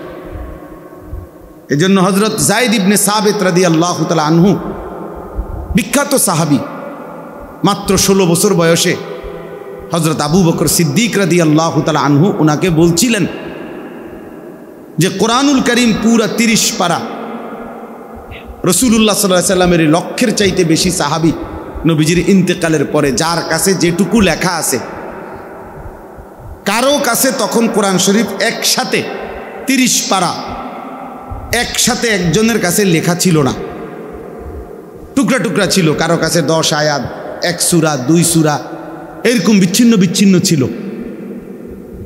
তো আবু বকর সিদ্দিক রাদিয়াল্লাহু তাআলা আনহুর খেলাফত আমলে উনি এই 16 বছর বয়স্ক এই সাহাবী যায়েদ, ওনাকে দায়িত্ব দিছে এই সমস্ত সাহাবীদের থেকে যার কাছে কোরআন শরীফের যত সংকলন আছে, যেটুকু আছে সব একত্র করবা, সবগুলোকে যাচাই বাছাই করবা, এরপরে 30 পারা কোরআন একসাথ করবা। এই পুরা প্রকল্পটা, পুরা কাজটার প্রধান জিম্মাদার তোমারে বানাইতে চাই, তুমি পারবানি। তখন হযরত যায়েদ ইবনে সাবিত রাদিয়াল্লাহু তাআলা আনহু বলেন, আমিরুল মুমিনিন, আমি চাইলে এই পাহাড়টা কাইটা আরেকখানে স্তূপ দিতে পারো।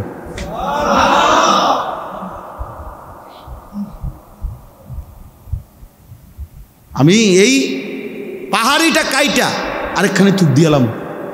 কি ভাবছেন? নওজোয়ান পারবে না তো কে পারবে? যুবক করবে না তো করবেটা কে কাজটা? অর্থাৎ তিনি হীনমন্যতা বোধ করেন নাই, বরং হিম্মত করছেন। আল্লাহ তাআলা সাহায্য করছে, আল্লাহ তাআলা সাহায্য করছে। এই জন্য আল্লাহ তাআলা বলছে, ফালা তাজলিমু ফীহিন্না আনফুসাকুম, আমার বান্দা এই পবিত্র সম্মানিত মাসে নিজের উপরে জুলুম করো না, নিজেরে বরবাদ কইরো না।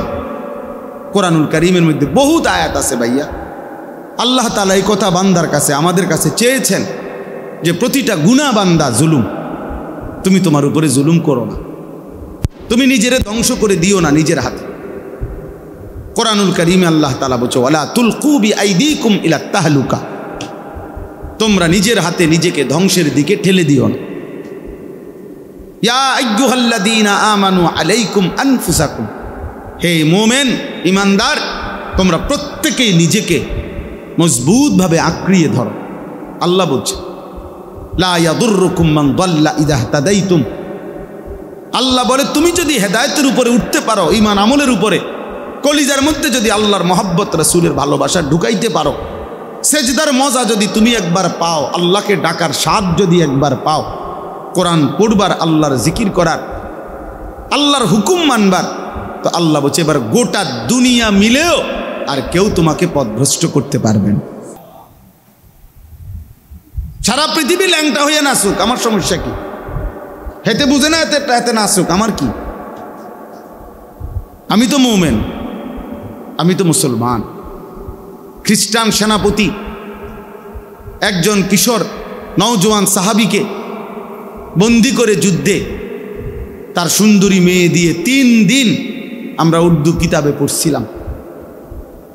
চেষ্টা করছে 17-18 বছরের নওজোয়ান সাহাবী যুদ্ধবন্দী তার সুন্দরী মেয়েকে দিয়ে অপকর্ম করাইতে, আলাদা রুমে আটকায় রাখছে, মেয়েকে সেই রুমে একাকী দিছে।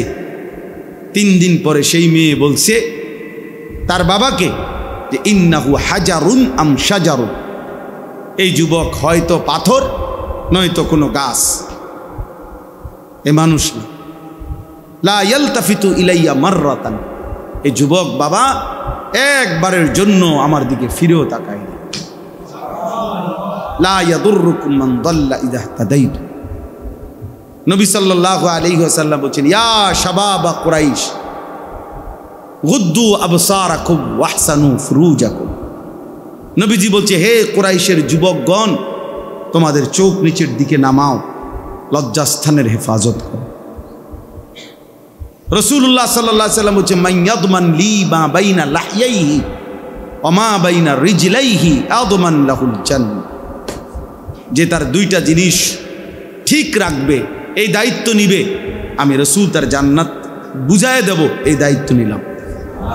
1, 2 চোয়ালের মাঝের জায়গা মানে গাল, মুখ মানে জবান, যে তার জবানকে সুন্দর রাখবে। 2 রানের মাঝখানের জায়গা লজ্জাস্থান, যে তার লজ্জাস্থানকে হেফাজত রাখবে। নবীজি বলেন, যে তার জবানকে হেফাজত করবে, যে তার লজ্জাস্থানকে হেফাজত করবে, আমি রাসূল তার জান্নাতের জামিন। আদমান লাহুল জান্নাহ। এজন্য গুনাহ ছেড়ে দেওয়া, আমিও আপনি। এখন এই আয়াত বলার উদ্দেশ্য কি? এই আয়াত বলার উদ্দেশ্য হলো খুব দ্রুত গতিতে আমাদের সামনে যেই মাস আসতেছে সেটা জিলহজ মাস। আর এই জিলহজ মাস আল্লাহ তাআলার সম্মানিত 4টি মাসের একটি অন্যতম মাস, সেটা আমাদের সামনে আসতেছে এবং এটাও চলতেছে, জিলকদ। এর মধ্যে এই জিলকদ এবং জিলহজ মাসের মধ্যে জিলহজ মাসের প্রথম 10 দিন, পহেলা জিলহজ থেকে 10ই জিলহজ পর্যন্ত, এই 10 দিন, এই 10টা রাত 10টা দিন সবচেয়ে সম্মানিত, সবচেয়ে ফজিলতপূর্ণ। ফজিলত এটা আমাদের সাথে আসতেছে। স্বাভাবিক হিসাবে কয় তারিখ পড়বে আরিফ? হিসাব করো, স্বাভাবিকভাবে যদি হিসাব করো এমনি, পহেলা জিলহজ আমাদের বাংলাদেশে কোন তারিখ?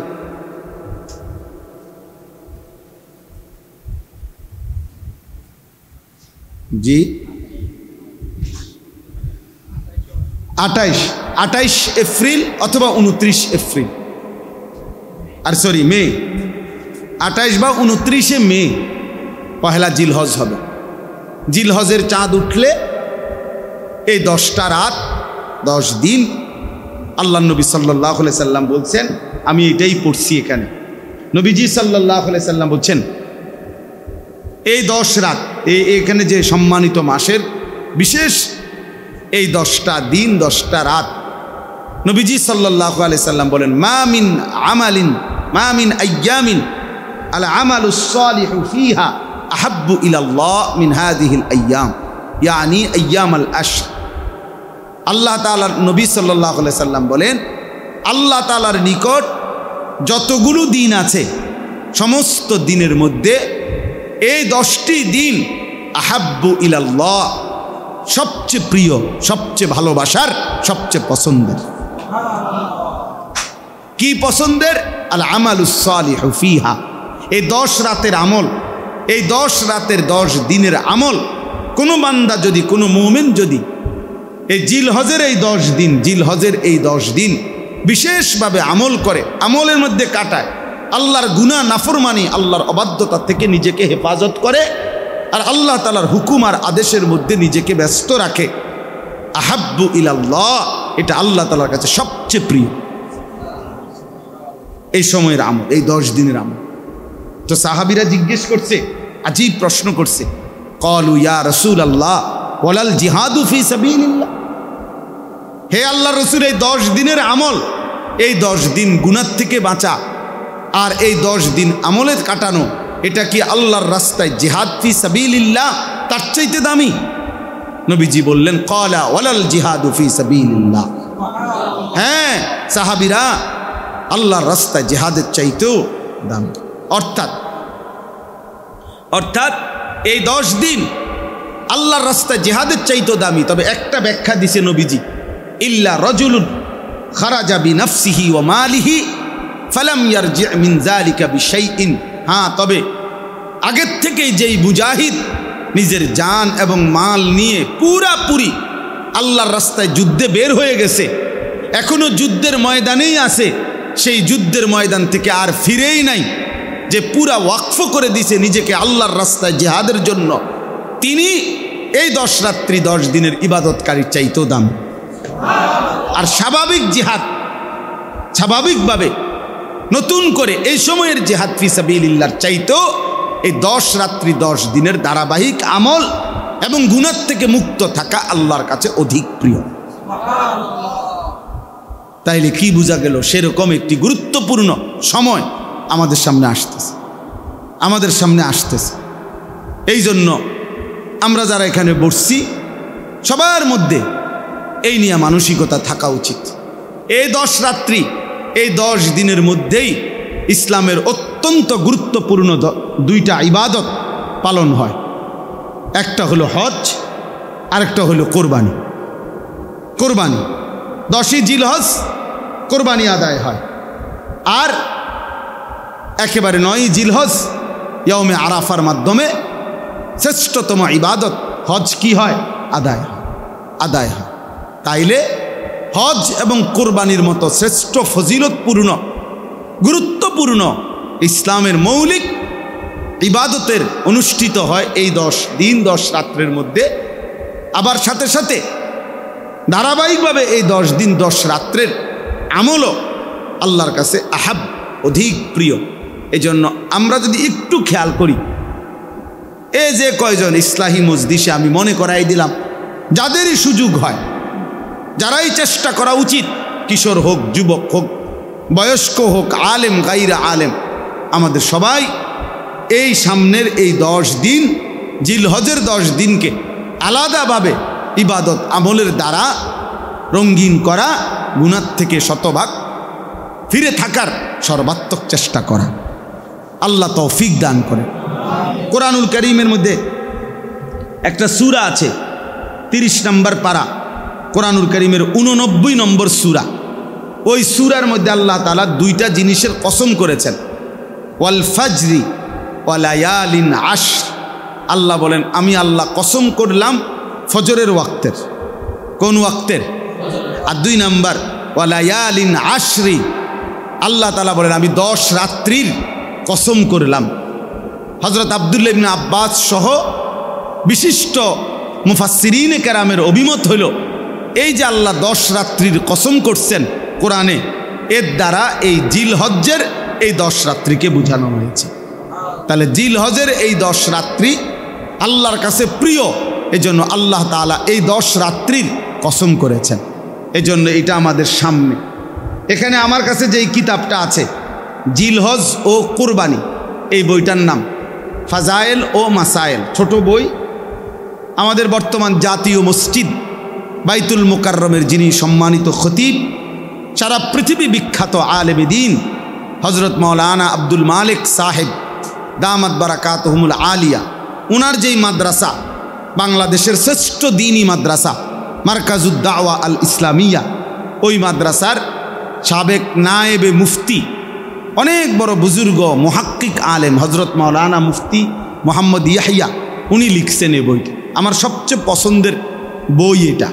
মানে এটার মধ্যে উনি এই 10 দিন 10 রাত আমরা কি কি আমল করব এর সংক্ষিপ্ত এবং ব্যাখ্যা সহ সব লিখছেন। আমি শুধু সংক্ষেপে কি কি আমল আমাদের উচিত করা এটা এখানে উল্লেখ করতেছি। 1 নাম্বার হলো বিশেষভাবে কোরবানি দাতা এবং অন্যদেরও এই 10 দিন নিজের নখ চুল না কাটা, এটা একটা আমল, এটা একটা ফজিলতপূর্ণ আমল। অর্থাৎ জিলকদ মাসের শেষেই, জিলহজের চাঁদ উঠবার আগেই নখ এবং চুল কেটে ফেলা, আর এই 10 দিন কোরবানি হওয়ার আগ পর্যন্ত নখ চুল, বিশেষভাবে যাদের কোরবানি করে মানে যাদের উপরে কোরবানি ওয়াজিব তাদের জন্য বেশি জরুরি। আর যারা এমনিতেও কোরবানি হয় না, এমনকি বাচ্চা, তারারও এই 10 দিন নখ এবং চুল না কাটা, এটা রাসূলুল্লাহ সাল্লাল্লাহু আলাইহি সাল্লাম এবং সাহাবায়ে কেরামের আমল ছিল না কাটা। অতএব এইটা একটা আমল যে এই 10 দিন নখ চুল কাটবে না। কথা বুঝছেন কিনা? হ্যাঁ, এটা একটা আইনে আছে। হযরত আব্দুল্লাহ ইবনে ওমর রাদিয়াল্লাহু তাআলা আনহুমা, বিখ্যাত সাহাবী, উনি দেখছিলেন এক মহিলা তার বাচ্চার চুল কাটতেছে এই 10 দিনের ভিতরে। তো উনি পরিষ্কার বলছে, হে মা, যদি তুমি এটাকে কোরবানির দিন পর্যন্ত বিলম্বিত করতে কত না ভালো হতো, কত না ভালো হতো। অর্থাৎ সাহাবায়ে কেরাম বাচ্চাদের বিষয়েও এই খেয়াল রাখছেন। বাচ্চাদেরকেও দিন শেখানো উচিত। সাহাবায়ে কেরাম, হাদিসে আছে, সাহাবায়ে কেরাম মহিলা সাহাবীরা নিজেদের বাচ্চাদেরকেও অনুপযুক্ত বয়সেও রোজা রাখাইবার চেষ্টা করতেন। বলছে যে আমরা কাপড় দিয়া পেঁচাইয়া বাচ্চাদেরকে বিভিন্ন খেলনা বানায় দিতাম, আর যেন ঘুম পাড়ায় দিতাম, অথবা খেলনা ব্যস্ত করে দিতাম, আর এরই ফাঁকে সন্ধ্যা হয়ে যেত, তো তখন তাদেরকে আমরা ইফতার করাইতাম। মুসলমানের এক জামানা ছিল, মুসলমানের নারীর মূল ফিকির ছিল সন্তানের আখলাক, সন্তানের ঈমান, সন্তানের আমল। দুর্ভাগা নারীর এখন মূল ফিকির হলো অনেকাংশের সাজগোজ, গহনা, অলংকার, প্রসাধনী, মোবাইল, আর বাহিরে ঘোরা, আর ভ্রমণ, আর বিনোদন। যার কারণে অল্প বয়স্ক ছেলেও আজকে নিয়ন্ত্রণ হারা।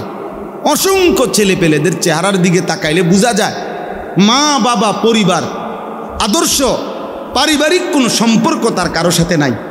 সে নিজের মতো করেই বড় হইতেছে, তার ইচ্ছা মতো তার চুল, তার ইচ্ছা মতো তার জামা, তার ইচ্ছা মতো তার জামা পোশাক, তার হাসি, তার চলাফেরা, তার খানা খাদ্য, আহা, নিজের মতো করে। মুসলমানের ছেলে মাত্র 16 বছর বয়স, চেহারা দেখলে বোঝা যায় না যে তার কোনো বাপ আছে কিনা। না, বুঝাই যায় না। বাপ থাকলে তো তোর চুল এমন হইতো না বেটা, তোর বাপের চুল তেমন না বেটা, তোর বংশের কারো চুল তেমন না বেটা, তুই কার থেকে শুরু করলি এটা? এমন যদি হইতো যেটা আমার আব্বার থেকে শুরু হয়েছে, তাহলে ধর্মের তো কিছু নাই, আল্লাহর সাথে তো সম্পর্কও নাই, রাসূলের সাথেও সম্পর্ক নাই, বাপ দাদার সাথেও কি নাই, কিচ্ছুর সাথে কোনো কিচ্ছু নাই, যে নাই, কিচ্ছু নাই, কিচ্ছু নাই। আগে তো কাফের বেঈমানরা কইতো মিয়া যে আমরা বাপ দাদার থেকে, মা আলফাইনা আলাইহি আবাআনা, আমরা আমাকে বাপ দাদার থেকে পাইছি এটা। আর এখনকার অপদার্থ তার বাপ মার লগো তার কোনো মিল নেই। আহা, হাইওয়ান মনে করছে জন্তু জানোয়ারের মতোই চেহারা। আর ইহুদি, খ্রিস্টান, মুশরিক, মুরতাদ, বেঈমান, ওদের মতো বেটা সাজগোজকে তোরা পছন্দ করলি বেটা। বেওকুফ, আহাম্মক ছাড়ার কিচ্ছু না বেটা। বদনসিব বেটা, বদনসিব বেটা। আত্মসম্মান যদি থাকতো তো আত্মমর্যাদা সম্পন্ন ব্যক্তি আগে ভাবে আমি কার মতো সাজতেছি, আমি কেন ওনার মতো হব, আমার চুল এমন হবে কেন, এর পিছনে যুক্তি থাকতে হবে, আমার এই পাঞ্জাবি এটা এমন কেন, আমার উস্তাদ আমি ছোটবেলায় যার কাছে প্রথম পড়ছি, আজকে সারা বাংলাদেশের যিনি হেফাজতে ইসলাম বাংলাদেশের যিনি মহাসচিব, আল্লামা শায়েখ সাজিদুর রহমান, সারা বাংলাদেশের মুরব্বী। আমি ছোটবেলায় ব্রাহ্মণবাড়িয়া দারুল আরকাম মাদ্রাসায় পড়ছি ছোট্টবেলায়। তা আমি হুজুরে দেখছি জুব্বা পড়ে এই টাকনুর উপর পর্যন্ত। আজকে সেই থেকে 1992 সালে 93 সালে আমি দারুল আরকাম প্রথম ভর্তি হয়েছি, যে সময় মাদ্রাসা শুরু হয়েছে আমগরে দিয়া, সেই সময়ে এই জুব্বা পড়া অভ্যস্ত হয়েছি। আজ 44 বছর বয়সেও একই রকম পাঞ্জাবি পড়ে। আপনি আমার কোনোদিন দেখছেন ভিন্ন পাঞ্জাবি? তাইলে আমার এটা আদর্শ আছে। আমি কেন দাড়ি রাখছি? আমার রাসূল সাল্লাল্লাহু আলাইহি ওয়াসাল্লাম দাড়ি লম্বা করতে বলছে। আমি মুছ ছোট করলাম কেন? তো রাসূলুল্লাহ সাল্লাল্লাহু আলাইহি ওয়াসাল্লাম মুছ ছোট করতে বলছে। মুছ ছোট করতে হবে, বলেন? ঠিক আছে, আজকে রাতের ভিতর ঠিক করবে। মোষ ছোট করা রাসূলুল্লাহ সাল্লাল্লাহু আলাইহি সাল্লামের আদেশ, এটা কাসসুশ শারিব, এটা আদর্শ থাকে ভাইয়া। আমার এই টুপি আমি ঢালকানগর হজরত বাংলাদেশের শ্রেষ্ঠ বুজুর্গ আরিফ বিল্লাহ হজরত মাওলানা শাহ আব্দুল মতিন বিন হুসাইন দামাত বারাকাতুহু, আমি হজরতের সোহবতে 2008 সালে ঘনিষ্ঠভাবে 1 মাস রমজান পুরা ছিলাম। তখন আমি হজরতের এই টুপি হজরত মাথায় দেয়, ওই সময় আমি এই টুপিতে আগে গোল টুপি পরতাম, এরপর হজরত থেকে এটা পছন্দ হয়েছে তো এই টুপি পরি। তাহলে চলার একটা আদর্শ আছে, চলার পথের একটা আদর্শ আছে ভাইয়া। আমার জীবনের একটা হিসাব মিলাই আমি তোমারে বললাম, তুমি বলো তোমারটা, তুমি বলো মিয়া তোমার ধর্মের সাথে তোমার সম্পর্ক কি, আল্লাহর সাথে সম্পর্ক কোথায়, রাসূলুল্লাহ সাল্লাল্লাহু আলাইহি সাল্লামের সাথে সম্পর্ক কোথায়, মা বাবার সাথে বংশের সাথে সম্পর্ক কই। এভাবে বুঝি মানুষ নিজের চেহারা সুরতে চলনে বলনে এভাবে প্রত্যাখ্যান করে। বেঈমান আমাদেরকে জীবনে কোনোদিন মূল্যায়ন করে নাই, আমরা কেন বেঈমানের মতো সাজব? ইসরায়েলের ওই কুত্তারা আমাদেরকে কোনোদিন সম্মান দেয় নাই, তোরা কেন বেটা কুত্তার মতো সাজবি কেন? ইসরায়েলের ওই বেঈমান ইহুদি তাদের চুলের কাটিং বেটা, এটা বেটা খবর নে বেটা, খবর নে বেটা। কোন রেসলিং খেলোয়াড়, কোন ফুটবল খেলোয়াড়, কোন ক্রিকেট খেলোয়াড় চরিত্রের হেফাজত নাই, বাচ্চা হয় আগে বিয়া করে পরে। আরে বিয়া মেসি হেতে আগে বাচ্চা হয়েছে 2টা, এরপরে বেডিরে বিয়ে করছে, খবর লো বেটা। তার 2 মেয়ে হয়েছে, এরপরে 2 মেয়ে লইয়া মাইয়ের মা ওই বেডিরে বিয়ে করছে বলে, ও মা আগে বাচ্চা হয়েছে 2টা, এরপরে বিয়ে করছে। হে হয়ে যায় মডেল, সেই স্টার। হ্যাঁ হে স্টার, চরিত্রহীন আবার স্টার কিভাবে হয় বেটা? এত বড় লম্পট। আমি মেসির ভক্ত, আস্তাগফিরুল্লাহ। তোর ইমানের সমস্যা বেটা, তোর কলিজায় ইমান নাই বেটা। মুসলমানের ঘরে জন্ম নিয়ে তুই বেঈমানের ভক্ত হবি কেন? কাফেরের ভক্ত হবি কেন বেটা? আল্লাহ আমাদেরকে বুঝ দান করেন। এজন্য প্রিয় ভাই এটা বুঝতে হবে, আজকে সময়ের ব্যবধানে, সময়ের প্রয়োজনে, আগামীর সময়টা ঈমান আর কুফরের যুদ্ধের সময়।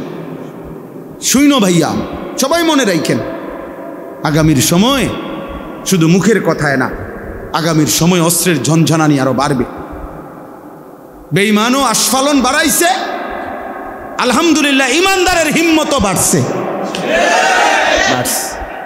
হ্যাঁ 3 সেকেন্ড লাগে নাই, 30 সেকেন্ড লাগে নাই, 3 ঘন্টা লাগে নাই, ভারতের বেঈমানদের যুদ্ধ বিমান শোয়াই আলাইছে। ইমানদার প্রমাণ করে দিছে যে 1 চোখ আগাইলে 10 চোখ রাঙ্গায় শোয়া ফেলবে ইনশাআল্লাহ।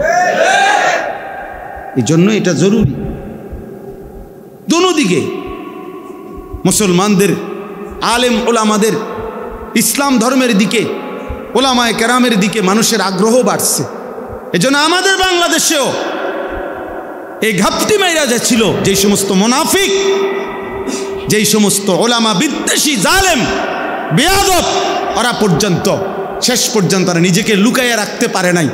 কিশোরগঞ্জের এক বেয়াদব গত 2-3 দিন আগে বাংলাদেশের ওলামায়ে কেরামের যে নেতা নামের কলঙ্ক, চূড়ান্ত চরম বেয়াদব, ঘৃণ্য জঘন্য এক বেয়াদব, ওলামায়ে কেরামকে আমাদেরকে 500 টাকার মৌলবি আমরা নাকি,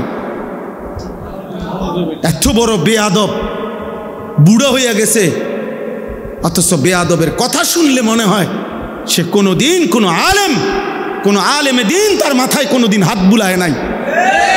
সে বলছে যে আমাদের দেশের মা বোনদেরকে আবেদন করছে, তোমরা হুজুরদের বাচ্চা পেটে নিও না। কত বড় জানোয়ার! তোর বাপ মার বিয়ে যদি কোনো আলেমে দিন না পড়াইতো তো তুই তোর মার গর্বে কেমনে আসতি বেটা? তুই তোর মার গর্বে আসতি কেমনে? তোর বাপ মার বিয়ে তোর কোন আব্বাই পড়াইছে? কোনো না কোনো আলেমে দিনই তো পড়াইছে। তুই এত বড় কথা বললি কেমনে? খবিস মানে আখবাস, খবিস সে। খবিস বলে যে কোনো মা বোন যেন কোনো আলেমকে পেটে না ধরে, কোনো আলেমের বাচ্চা যেন পেটে না ধরে। সে আবেদন করছে বাংলাদেশ। আফসোসের ব্যাপার, সে প্রমাণ করুক, ওই প্রমাণ করুক যে তার মা বাবার বিয়া কে পড়াইল, তোর মা বাবার বিয়া কে পড়াইল? রাস্তার কেউ পড়াইছে বেটা? কোনো না কোনো মসজিদের ইমাম সাহেব, কোনো না কোনো আলেমে দিনই তো পড়াইছে। তো ওই আলেমে দিন বিবাহ পড়ানোর কারণেই তো তোর মা বাবার বিবাহ সম্বন্ধ সম্পর্ক বৈধ হয়েছে। তার বরকতে না তুই হইলি। হে অনমোলা চেনে না, হে মৌলানা চেনে না। এজন্য ভাইয়া এটা জরুরি বিষয়। আগামীর সময়ে ইনশাআল্লাহ ঈমান আর কুফরেরই মোকাবেলা হবে এবং শেষ পর্যন্ত মোমেন জিতবে ইনশাআল্লাহ। ইসলাম জিতবে, দিন জিতবে ইনশাআল্লাহ। এই জন্য কিশোর নওজোয়ান বাবা সবাই মিলে আল্লাহর দিকে ফেরো, আল্লাহর দিকে। নিজেরে বরবাদ করো না, চরিত্রহীনদের খপ্পরে পড়ো না ভাইয়া, বেঈমানের মতো নিজেরে সাজাইও না। হাসরের ময়দানে এই অবস্থায় মৃত্যু হইলে হাসরের ময়দানে কেমনে দাঁড়াইবা? পাঞ্জাবি পরা, হ্যাঁ তুমি মরে গেছো এমনি আর উঠবা পাঞ্জাবি পরা? হ্যাঁ তুমি মরে গেছো দাড়ি ছাড়া, উঠবা একবারে দাড়িওয়ালা? হ্যাঁ কথা তা তাইলে আপনি বুঝেন না? সারা রাত উলঙ্গ ছবি দেখে শরীর না পাক করে যদি তুই বেটা আর রাত্রে যদি ভোর না হয়, কোনো অদৃশ্য বোমার আঘাতে যদি তুই উড়ে যাস, তা হাসরের ময়দানে কেমনে দাঁড়াইবা? তাহাজ্জুদের সেজদায়। আল্লাহ বুঝার তৌফিক দান করে, এটা আমাদের জন্য জরুরি। এই জন্য আমরা ইনশাআল্লাহ জিলহজ মাসের এই সময়টুকু সহ আমাদের জিন্দিগি আমরা আল্লাহর হুকুমের উপরে আনবো ইনশাআল্লাহ। বাকিটা শুধু পড়ে শুনাই। 2 নাম্বার, রাত্রগুলোতে বেশি বেশি জিকির তসবিহ পাঠ করা। 3 নাম্বার, প্রথম 9 দিন রোজা রাখা টানা, জিলহজের প্রথম দিন থেকে কোরবানির আগের দিন পর্যন্ত 9 দিন রোজা রাখার চেষ্টা করা। প্রত্যেকটা রোজাতে এক বছরের নফল রোজার সওয়াব মিলবে। 4 নাম্বার, আরাফার দিন অর্থাৎ কোরবানির আগের দিন 9 জিলহজ রোজা রাখা। এটা বিশেষ, অর্থাৎ কোরবানির আগের দিন বিশেষভাবে ওই দিন রোজা রাখার সর্বোচ্চ চেষ্টা করা। নবীজি সাল্লাল্লাহু আলাইহি সাল্লাম বলছেন, ওই দিনকার রোজায় আমি আল্লাহর কাছে আশাবাদী, আইয়ুকাফিরাস সানাতাল্লাতী ক্বাবলাহু ওয়াস সানাতাল্লাতী বা'দাহু। আল্লাহ তাআলা পিছনের এবং সামনের, এই সামনে এবং পিছনের 2 বছরের গুনাহ মাফ করে দিবেন। এই জন্য তোমরা রাখো রোজা। যুবক ছেলে তোমরা রোজাই রাখো। তোমরা অনেক ছেলে পেলে মনে করো আমরা ফুলাইন মানে আমরা কি আমল দিয়ে আমরা কিনি। তোমরা আমল দিয়ে কিনো, তোমরা মোবাইল টিপা বই কেবল বেড়ি চাইবা আর তামসা করবা। তোমরাই তো আমল করবা। মিয়া শরীরে স্বাস্থ্য সামর্থ্য যার, সেই তো কি করবে? 90 বছরের বয়স্ক মানুষটার উপরে কেমনে আমল চাপায় দাও? আমল তো করবেই তাগড়া নওজোয়ান। আল্লাহ তৌফিক দান করেন। রোজায় খুব উপকার, রোজায় খুব উপকার ভাইয়া। প্রতি সোমবারে রোজা রাখো যুবক, দেখবা ইনশাআল্লাহ চরিত্র সুন্দর হবে, লজ্জাস্থানের চাহিদা কমবে, শাহওয়াত কমবে, নারীর প্রতি সারাক্ষণ আগ্রহ কমে আসবে, চরিত্রে হেফাজত হবে। বৃহস্পতিবারে রোজা রাখো। আল্লাহ নবী নববী ঔষধ, এটা প্রেসক্রিপশন। আল্লাহ নবী সাল্লাল্লাহু আলাইহি ওয়াসাল্লাম বলছেন, নিশ্চয়ই রোজার মধ্যে নিজের যৌন শাহওয়াত প্রবৃত্তি, যৌন চাহিদা দমনের কার্যকর প্রতিষেধক। আল্লাহ তৌফিক দান করেন। 5 নাম্বার, তাকবীরে তাশরিক পড়া। আল্লাহু আকবার, আল্লাহু আকবার, লা ইলাহা ইল্লাল্লাহ, আল্লাহু আকবার, আল্লাহু আকবার, ওয়ালিল্লাহিল হামদ। 9 জিলহজ মানে কোরবানির আগের দিন ফজর থেকে 13 জিলহজ কি পর্যন্ত? আসর পর্যন্ত। ঈদুল আজহার নামাজ পড়া কোরবানির দিন। 7 নাম্বার, কোরবানি করা। 8 নাম্বার, ঈদের দিন ও আইয়ামে তাশরিক মানে ঈদের পরের 3 দিন, এই 4 দিনে রোজা না রাখা। মানে ঈদের দিন, কোরবানির ঈদের দিন, আর কোন দিন? পরের 3 দিন, এই 4 দিন কি না রাখা? রোজা। আল্লাহ নবী সাল্লাল্লাহু আলাইহি সাল্লাম বলছে, আইয়ামুত তাশরিক আইয়ামু আকলিন ওয়া শুরবিন ওয়া যিকরিল্লাহ। নবীজি বলছেন, এই আইয়ামে তাশরিক মূলত ওই 3 দিনকে বলে 11, 12, 13। এই 3 দিন হলো খাদ্য পানীয় এবং আল্লাহর জিকির, আল্লাহর বন্দিগির সময়, অর্থাৎ রোজার সময়। তাহলে আল্লাহ তাআলা বান্দাকে যেমন রোজা রাখতেও বলছেন, রোজা না রাখতেও বলছেন। তাহলে আল্লাহ তাআলার হুকুমের কুদরতের এটা একটা বৈশিষ্ট্য আল্লাহর আদেশের, যে কখনো করতেও বলছেন, কখনো ছাড়তেও বলছেন। কাজেই এতটুকুই কথা। আজকের এই ইসলাহি মজলিসে আমরা 2টা কথা বললাম। 1 নম্বর কথা হলো, প্রিয় ভাই কিশোর নওজোয়ান, দমক দিলেও মনে রাখো, দমক মাকসাদ না, তোমারে মনে করানো মাকসাদ। তুমি কোনোভাবে তোমরা এই যে কয়জন ছেলে তোমরা এই চুল স্বাভাবিক করো, ভালো হবে। আমি বললাম চুলের ফ্যাশন, পুরুষের সৌন্দর্য, এটা পৃথিবীর কোথাও নাই। তুমি খবর লই, পুরুষ চুল নিয়ে ব্যস্ত থাকবে, এটা বিশ্বাস করো, আমার কথা মনে থাকলে মনে রাখো, এটা তার ভিতরে মূলত মেয়েলি স্বভাব বেশি, এই জন্য কাপুরুষে। কারণ চুল নিয়ে বেশি ব্যস্ত থাকা, এটা বেড়িতে খাচ্ছ, বোঝেন নাই কথাটা? এটা মূলত কি স্বভাব? মেয়েলি স্বভাব। কারণ মহিলার সৌন্দর্য হলো চুলে, নারীর চুলের আলাদা কি আছে? শোভা। নারীর চুলের একটা সৌন্দর্যের ব্যাপার। এই জন্য নারীর চুলের যত তেল বাজারে, বেড়ইতে চুলের তেল, এতটি তেল নাই তো। এটা নিয়ে কোনো মাথা ব্যথার বিষয় না। পুরুষ চুল নিয়ে ব্যস্ত থাকবে, এটা যেন এক ধরনের হাফ লেডিস। হ্যাঁ, চুলের ফ্যাশন নিয়ে ব্যস্ত থাকবা কেন? তুমি তো এটা নিয়ে ব্যস্ত থাকার কথা না। তুমি পৃথিবী গড়বা, তুমি দেশ গড়বা, তুমি জাতি গড়বা, তুমি ইসলামের জন্য জান কোরবানি করবা ইনশাআল্লাহ। আল্লাহ তাআলা আমাদেরকে তৌফিক দেন। আজকের এই ইসলাহি মজলিস আল্লাহ তাআলা কবুল করে নেন। আমাদের এই মাদ্রাসার ইসলাহি মজলিসের ধারাবাহিকতা আল্লাহ যেন বজায় রাখবার তৌফিক দান করে। সব সময় আমরা মৌলানা আব্দুল কাইয়ুম ভাইকে মহব্বত করি, মাঝে মধ্যে আসা